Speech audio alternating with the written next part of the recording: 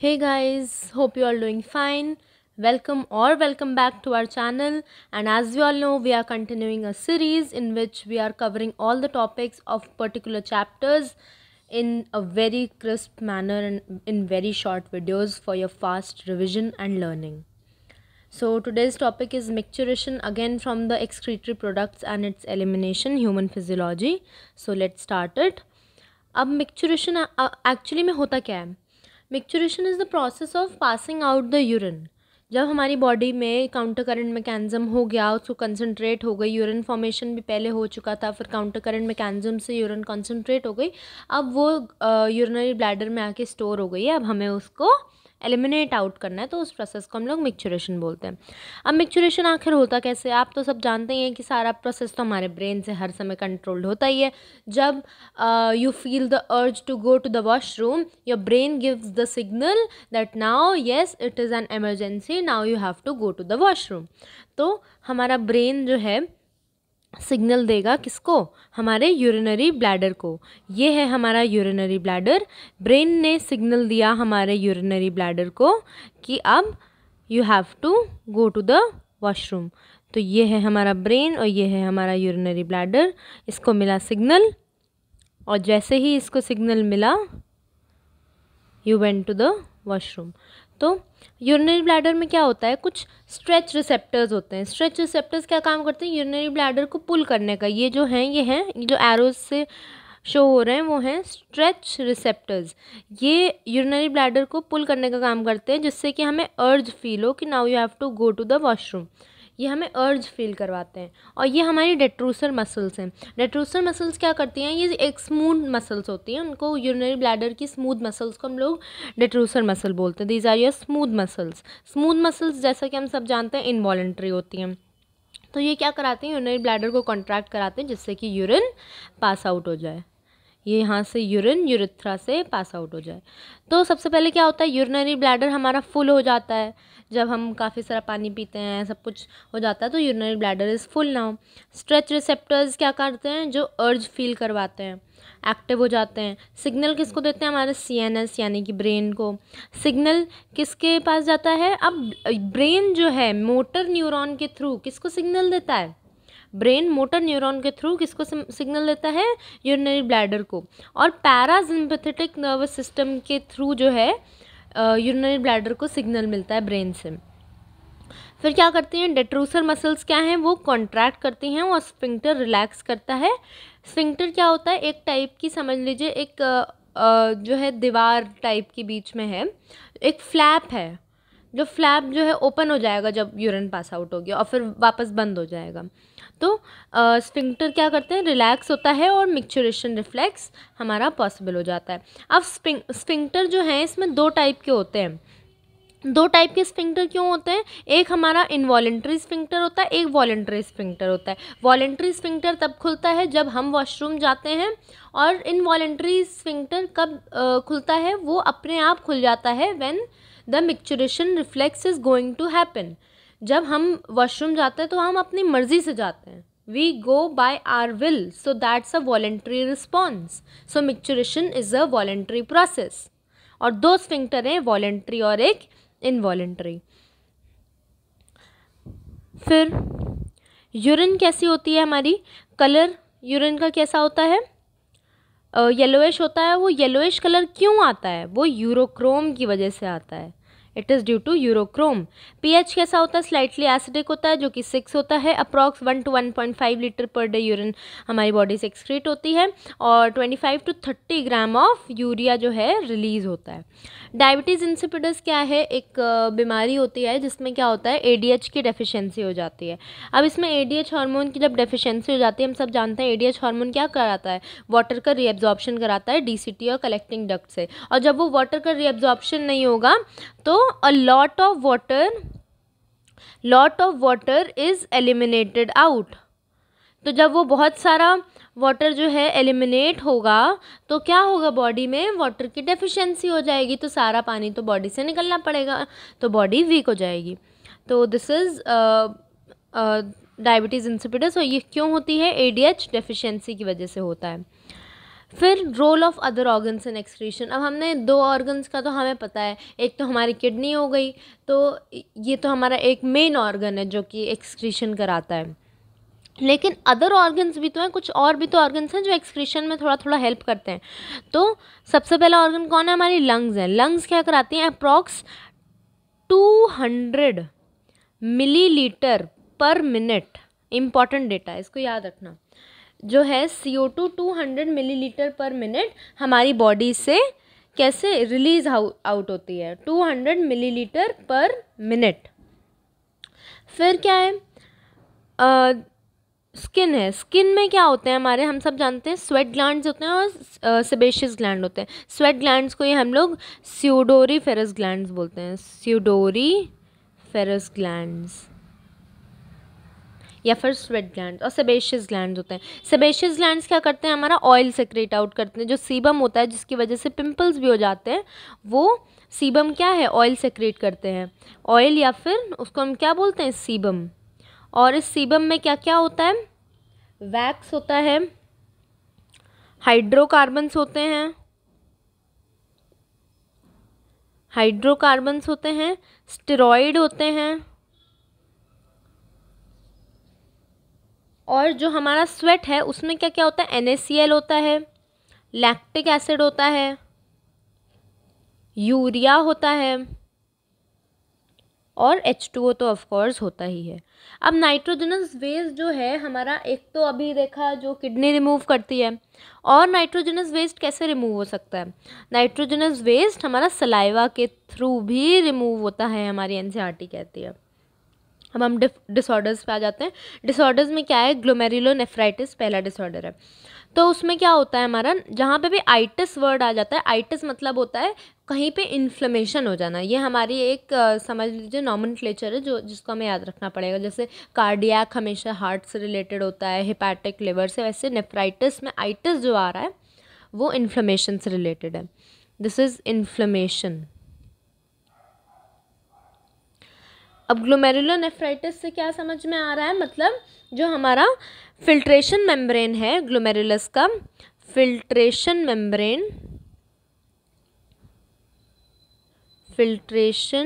Membrane is इन्फ्लेमेटेड। मतलब कोई infection होगा, इसकी वजह से हमारी जो फिल्ट्रेशन मेम्ब्रेन है, जो अल्ट्रा फिल्ट्रेशन करा रही थी ग्लोमेरुलस की, तो वो हमारी क्या हो गई है?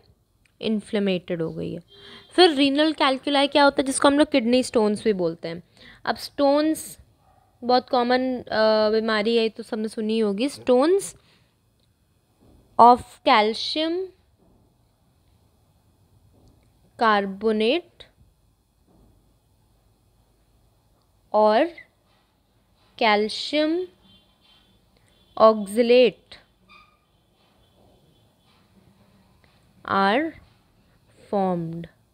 इसीलिए जिनको किडनी स्टोन्स हो जाते हैं उनको कैल्शियम प्रोडक्ट्स जैसे कि मिल्क हो गया और जो है मिल्क हो गया, चीज़ हो गया, ये सब खाने को मना होता है क्योंकि ये कैल्शियम के ही स्टोन्स होते हैं। फिर यूरेमिया होता है। यूरेमिया क्या होता है? Accumulation of urea, accumulation of urea in blood. अब ये बहुत ही अक्यूट डिजीज़ है, तो इसके लिए क्या करना पड़ता है? हमें हीमोडायलिसिस कराना पड़ता है। हीमोडायलिसिस में क्या होता है? ये हमारा हीमोडायलिसिस का सेटअप है पूरा। यहाँ से ब्लड को पास कराया जाएगा, यहाँ से ब्लड आएगा। ब्लड जो है ये सेलोफेन ट्यूब है, इससे जो है पास करेगा, यहाँ से ब्लड आएगा हमारा, पूरे सेलोफेन ट्यूब से आएगा, और यहाँ से जब ब्लड प्योरीफाई हो जाएगा, यहाँ पे एक डायलाइजिंग सोल्यूशन होता है। डायलाइजिंग सोल्यूशन जो होता है वो उसकी सेम कॉम्पोजिशन होती है as the plasma except nitrogenous waste. जैसा हमारा प्लाज्मा होता है ब्लड में, वैसे ही सेम कॉम्पोजिशन होती है, बस इसमें जो है नाइट्रोजनस वेस्ट नहीं होता है। Blood is taken out. अब इसमें होता कैसे है dialysis? Blood is taken out via convenient artery से।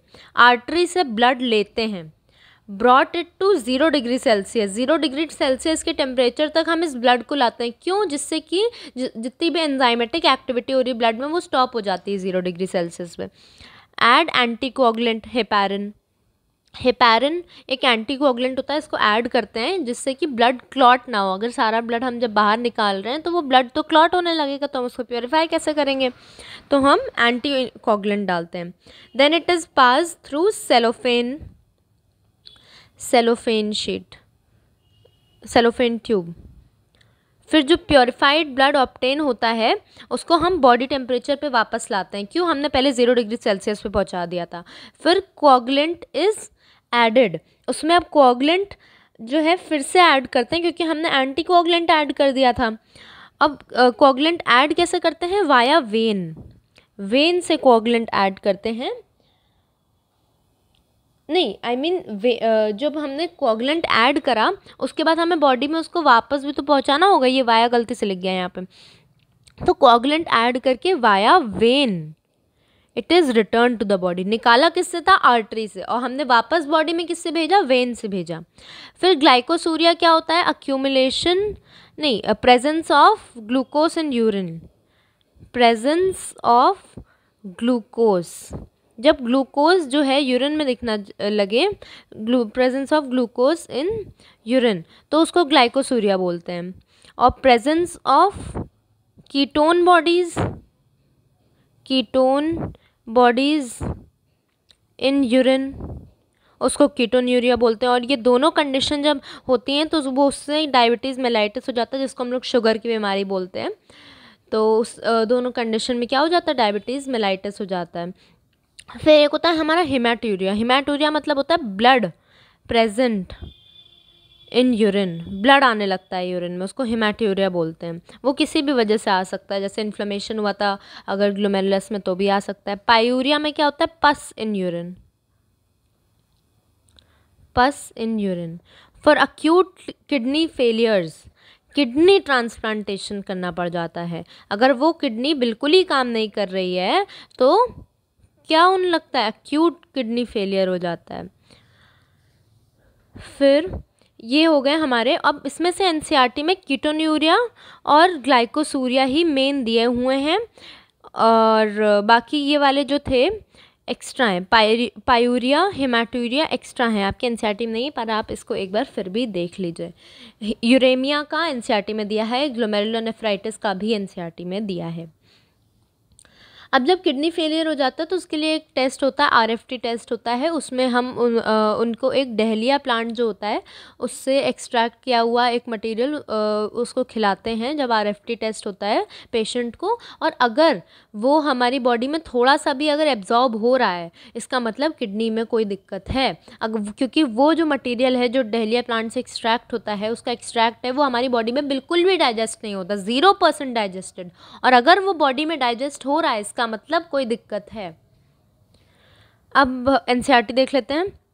मिक्चुरेशन में क्या होता है, nephrons ultimately carry to the urine bladder which is store till a voluntary signal. क्यों, हम लोग जो मिक्चुरेशन का रिस्पॉन्स है वो वॉलेंट्री सिग्नल से आता है, जब हमें अर्ज फील होती है तब हम वॉशरूम जाते हैं।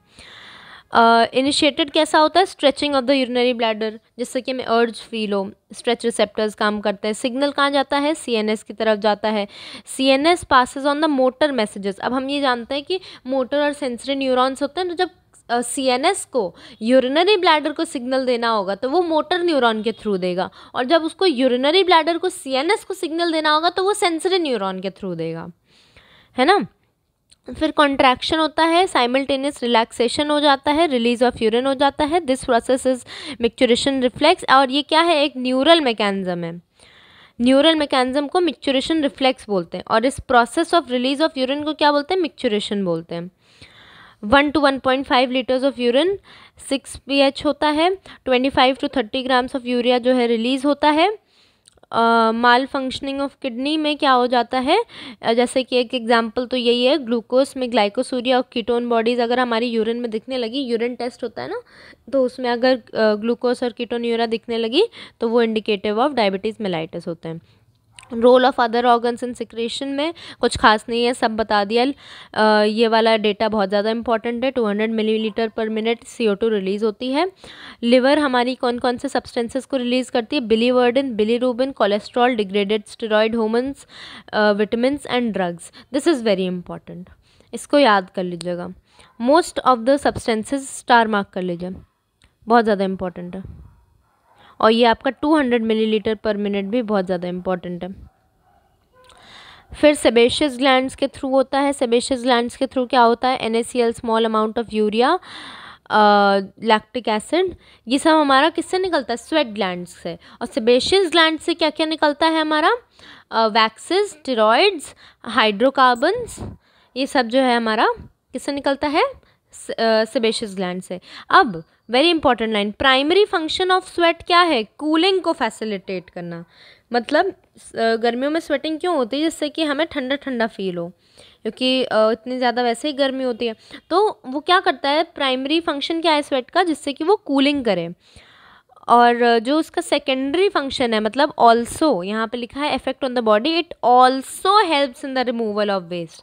मतलब रिमूवल ऑफ वेस्ट इसका कोई मेजर काम नहीं है, मेजर काम इसका प्राइमरी फंक्शन यही है, कूलिंग इफेक्ट। इस पे MCQ बन सकता है, what is the primary function of sweat. और जो हमारा सेबेशियस ग्लैंड्स है वो हाइड्रोकार्बन्स, वैक्सेस और सीबम रिलीज करते हैं। स्मॉल अमाउंट, हाँ दिस इज़ वेरी इंपॉर्टेंट, ये आपको ऊपर मैंने इंपॉर्टेंट पॉइंट में भी लिखा है, small amount of waste is eliminated through saliva too. Disorders में क्या क्या है, malfunctioning of the kidney can lead to accumulation of urea in blood, this condition is known as uremia. और इसके लिए क्या करना पड़ता है, हमें हीमोडायलिसिस कराना पड़ता है। हीमोडायलिसिस कराना होता है, it is a very painful procedure, body में एक होल करके वहाँ से आपका वेस्ट प्रोडक्ट्स को निकाला जाता है। Blood drain from a convenient artery होता है, डायलाइजिंग फ्लूइड होता है जिसका कॉम्पोजिशन सेम होता है except of nitrogenous waste. Anticoagulant heparin को हम लोग ऐड करते हैं। सेलोफेन ट्यूब में डायलाइजिंग फ्लूइड होता है जिसमें सेम कॉम्पोजिशन होता है एक्सेप्ट द नाइट्रोजनस वेस्ट। फिर ये वाला हमारा ये सब उससे पास होता है पूरा fluid, clearing out, moving then clearing out the blood. Cleared blood is pumped back through a vein, very important. निकाला किससे था, आर्टरी से। Kidney transplantation is the ultimate method of correction for acute renal failures, this is very important, very important line.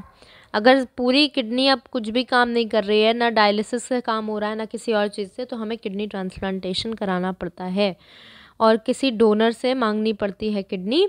और जब ऐसे में kidney transplantation होता है तो उसमें क्या होता है कि हमारी बॉडी, वो जो दूसरे की बॉडी से किडनी आ रही है वो भी तो हमारी बॉडी के लिए एक फॉरेन बॉडी हुई, तो बॉडी तो उसके अगेंस्ट अपनी इम्यूनिटी डेवलप करने लगेगी। तो पूरी लाइफ, अगर कोई भी ट्रांसप्लांटेशन किसी पेशेंट को होता है तो पूरी लाइफ उसको कुछ इम्यूनो सप्रेसेंट ड्रग्स खानी पड़ती हैं, जो कि होती है साइक्लोस्पोरिन और कॉर्टिसोल।